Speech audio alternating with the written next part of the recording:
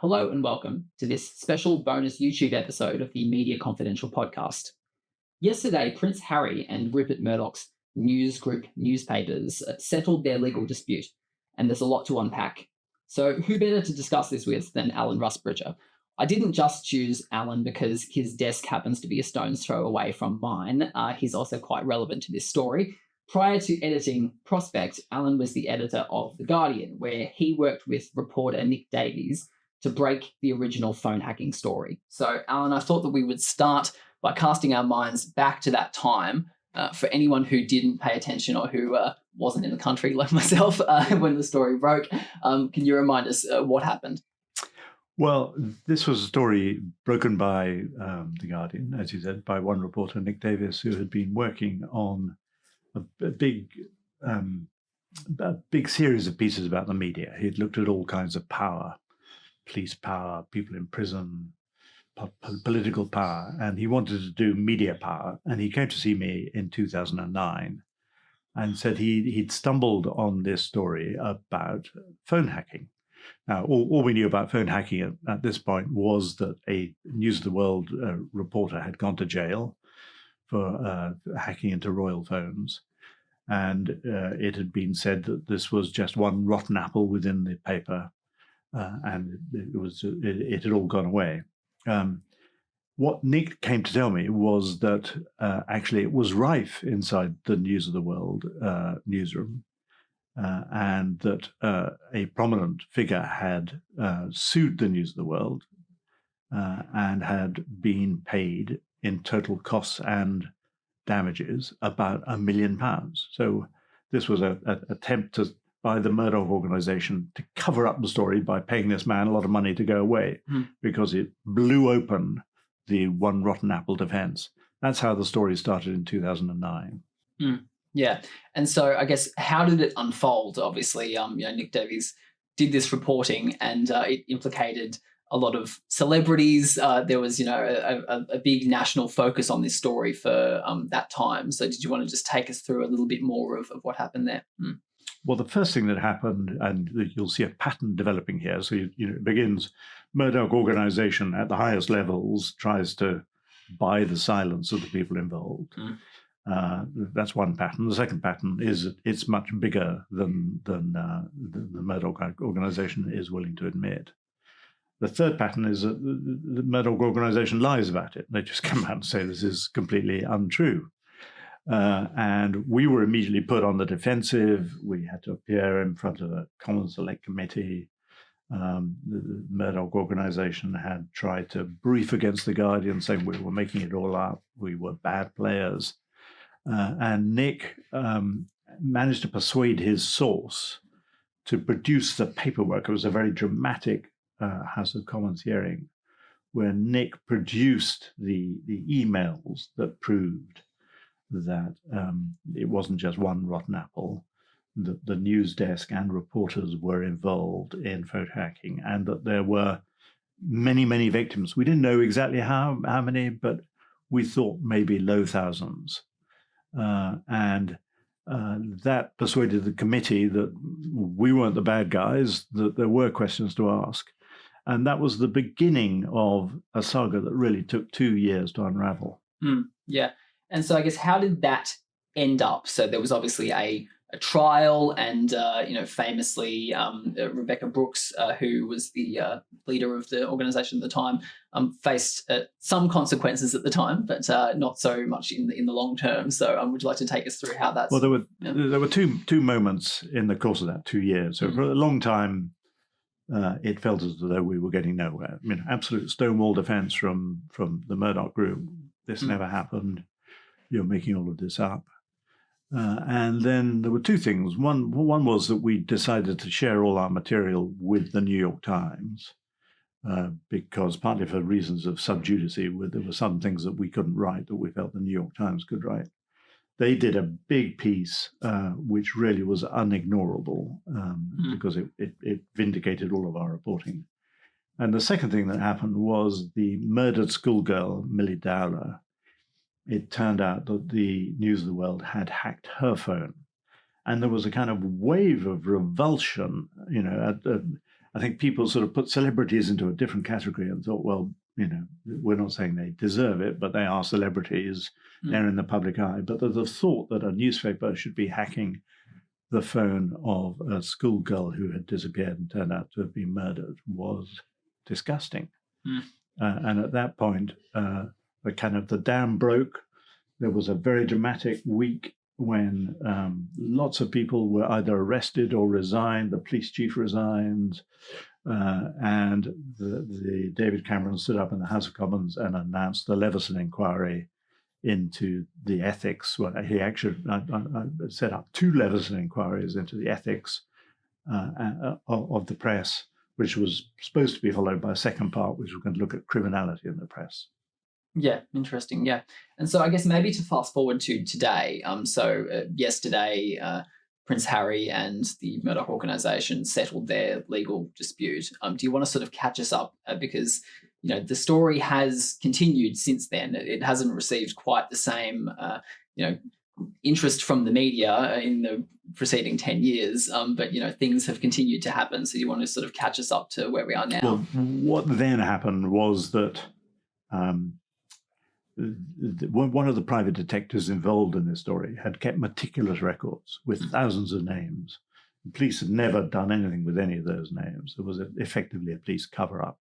So the police reopened it, went to all the people in the private detective's book and informed them that it was likely that they'd been phone hacked. There followed 10 years, at least 10 years of legal actions. The Murdoch organisation, I think, by now has paid out £1 billion in costs and damages to defend all these actions. So it's thousands of people. In fact, one of the ironies of this was that the first Guardian story, if anything, underplayed it. So then you get Hugh Grant, Sienna Miller, lots of celebrities, but also people who just got caught up in the news for one reason or another, victims of terrorism, just found that their phones had been hacked. And one of the most high-profile ones was Prince Harry. Now, there's a sort of arcane piece of legal procedure here that if the Murdoch organisation comes and says, we'll give you X, let's call it 100,000 to go away, and the court then eventually says, well, if you decide to fight on and the court awards you X minus 10, so they say, well, we'll give you 60,000, you're then landed with the entire legal costs of the action. So you could end up spending hundreds of £1,000s, even though you win. So every single claimant, apart from Prince Harry and Tom Watson, the deputy leader of the Labour Party, settled. Even Hugh Grant settled. He said, look, if I had lost this, it could have cost me millions. So everyone settled. So it meant that the evidence was never tested in court of exactly what had happened until Prince Harry. So Prince Harry said, no, I'm the only person who's powerful enough to take it on.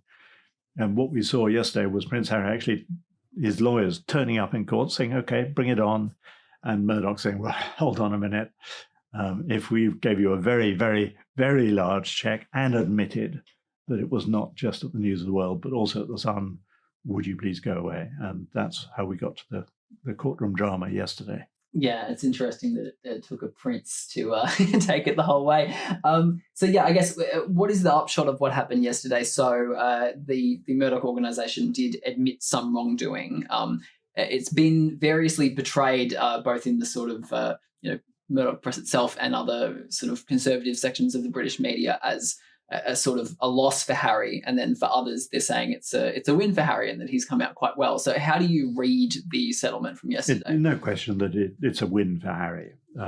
Somebody at the end of this trial was going to have to write a check for £10 million, and Harry was pretty sure it wasn't going to be him. Yep. So Murdoch has had to write the very large check, and significantly, they had to admit, which they've been denying for 10 years, that this illegal activity was not just happening at the News of the World. They were hoping, one rotten apple, one rotten newspaper. Actually, it was 2 rotten newspapers. And illegal activity had been happening at The Sun, which was edited for 6 years by Rebecca Wade, who is the chief executive officer of the Murdoch operation in this country. And it looked as though the whole thing was, they just didn't dare allow anyone to believe that this stuff had been going on at the Sun. Now, the apology was very carefully worded and said that there had been illegal activity at the Sun, but it was by private investigators rather than journalists. Now, who were those private investigators working for? I mean, if you want to believe that, you can believe it. But I think that's probably as far as Harry could get in terms of the apology. But it was very significant from the point of view of Rebecca Wade and Rebecca Brooks, as she now is, and the Murdoch organization. So I guess to drill down on one particular part, so I guess for listeners who might not know, Prospect commissioned Nick Davies to revisit this story 10 years on from the original scandal. And in his series for Prospect, he followed up many of the allegations that had been put across in court since then in these civil cases. And one particular piece, he drilled down on an individual named Will Lewis. So would you like to explain to the audience, like, who is Will Lewis for those who don't know, and what is the upshot for him from what happened yesterday? So in 2011, remember there was the big Millie Dowler reveal, lots of people resign, and the police finally come in and say, we're going to take this case on. What happened then was that News International immediately deleted millions and millions of emails. So 30 million emails were deleted. And Will Lewis had been brought in as a kind of sort of cleanup guy. He had been the editor of the Daily Telegraph. He was brought in. You're the interface between the police and the organization. You're the honest broker here. And in the court papers, it was revealed that these millions, tens of millions of emails had been deleted while Will Lewis was overseeing all this. And also things like, there was a sort of crime scene. They had gone in and the police had seized lots of filing cabinets, which was evidence. And these filing cabinets just disappeared. Now, News claim that there are innocent explanations for all this, and it would be wrong to read any skullduggery into this. But nevertheless, if this Harry case had gone ahead, there would have been very uncomfortable questions about how all this evidence was destroyed. And that was very embarrassing for Will Lewis, who has recently become the CEO of the Washington Post. He's had a bumpy ride since he arrived there. And I know a lot of people in Washington would have been watching this case to see what they were going to learn about their CEO and whether he too would be forced to resign. Interesting. So I guess the big question is, what now? So I'm told that there is a dossier that has been handed to the police. There are also questions being asked of the regulator IPSO. So what do you think the fallout of this settlement could be? Well, I think the big question is whether people are just going to say, oh, well, it's just Rupert. We're used to him and he's an exception, and we kind of sort of normalize the exception. That might happen. But the police are now in an uncomfortable position because they have got the dossier of all the evidence that would have been presented in court. They've got Gordon Brown, the former Prime Minister, Tom Watson, the former Deputy Leader of the Labour Party, saying, look, you've got to take this seriously. This is a company that has lied. Never mind the original crimes. There's the cover-up, there's the destruction of evidence, likely perjury. You should follow that through. And so the police have had a little unit that's been scoping on this material and are now going to have to take the uncomfortable decision whether to reopen all that and again go after this very powerful media company, something I think they were reluctant to do in the past. There are questions for Parliament because I think it looks pretty likely that Parliament was lied to, and also that anybody in Parliament who had the temerity to chase this organization or raise questions about it found themselves at the other end of private detectives looking into their lives. That feels like a contempt of Parliament. And it'll be interesting to see whether MPs are prepared to do anything about that. And finally, you mentioned IPSO, the sad little regulator that was set up after Leveson.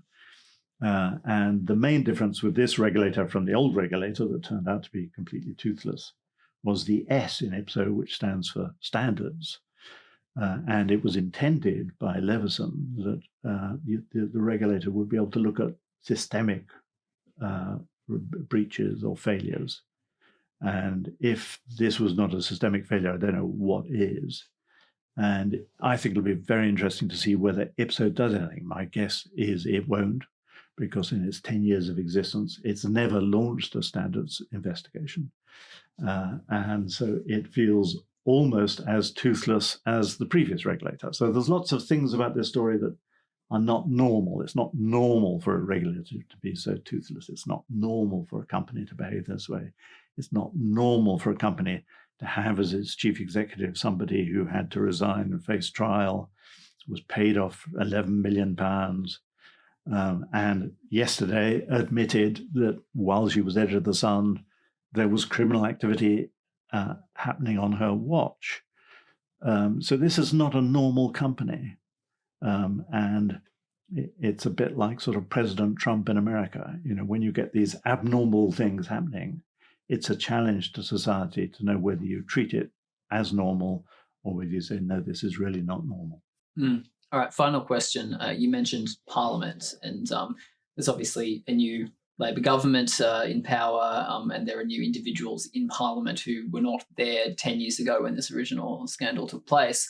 You say, are they up to the challenge of treating this as not normal? Do you think that the Labor government and the current Parliament is up to that challenge? It'll be a test. I mean, MPs voted not to have Leveson 2. I think they thought, well, it's all in the past. And, by the way, this is a very powerful media company. We know that it's a bad enemy to have. I think if it was left to MPs, Labour MPs have no love for the Murdoch organisation. That's reciprocated. It's a sort of loveless relationship. Starmer is the interesting one, because Starmer was, when he was Director of Public Prosecutions, the person who launched investigations into News International. And of course, there were journalists who went to prison, but there were also a lot of journalists who were arrested and either were never tried, but it was not considered a great success, the previous attempt to sue journalists. So it'll be interesting to see whether what Starmer's attitude will be. But in a sense, a lot of this is actually the danger, I think, for Will Lewis, Rebecca Brooks, etc., is what the police decide, and that will obviously be quite separate from Starmer. Thanks for talking to me, Alan. And for viewers at home, if you haven't read Nick Davies' series for Prospect, then I definitely recommend it. We'll put a link to it in the description, and it does take you through a number of these allegations that have been put in court. It'll be interesting to see how it all plays out from here. Thanks so much, Alan. Not at all.